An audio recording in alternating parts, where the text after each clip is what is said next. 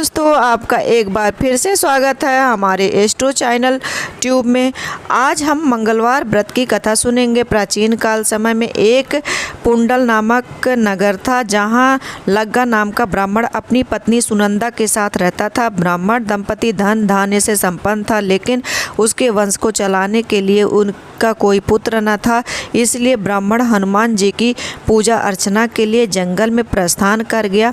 वहीं ब्राह्मण की पत्नी ने घर पर ही पूजा करना शुरू कर दिया। ब्राह्मण की पत्नी प्रत्येक मंगलवार को व्रत और पूजन किया करती थी। शाम को लड्डू बनाकर हनुमान जी को अर्पित करती थी और फिर स्वयं भी ग्रहण करती थी। लेकिन एक दिन एक मंगल को कोई और व्रत पड़ गया, जिसके कारण वह हनुमान जी का व्रत नहीं कर पाई। उसी वजह से उसने भोजन भी नहीं बनाया और हनुमान जी को लड्डू का भोग भी नहीं लगाया और स्वयं भी भोग ग्रहण नहीं की। अपने मन में यह प्रण लेकर सो गई कि अगले मंगलवार को हनुमान जी को भोग लगाकर ही अन्न ग्रहण करेगी। ब्राह्मण की पत्नी 6 दिनों तक भूखी प्यासी पड़ी रही। मंगलवार के दिन वह मूर्छित हो गई तथा बजरंगबली ने उसकी श्रद्धा और निष्ठा को देखते हुए उससे प्रसन्न होकर उसे प्रत्यक्ष दर्शन दिया और कहा, ब्राह्मणी, मैं तुम्हारे पूजा से बहुत ही ज़्यादा खुश हूँ।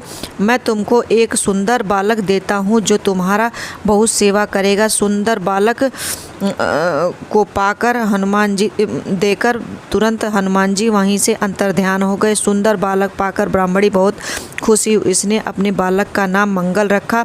कुछ वक्त बाद जब ब्राह्मण वन से लौट कर आया तो उसने अपने घर में पत्नी को एक सुंदर बालक के साथ देखा। तो उसने अपनी पत्नी से पूछा कि यह बालक कौन है। तो पत्नी ने कहा, मंगल को व्रत करने से हनुमान जी ने प्रसन्न होकर मुझे यह बालक दिया है।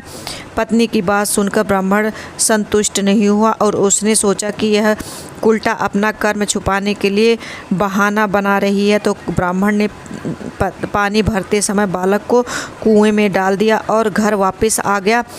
पर पत्नी के कुछ पूछने के पहले ही मंगल मुस्कुराता हुआ आ गया। उसको देखकर ब्राह्मण आश्चर्यचकित हो गया। रात में सपने में हनुमान जी ने कहा, यह बालक मेरा स्वरूप है।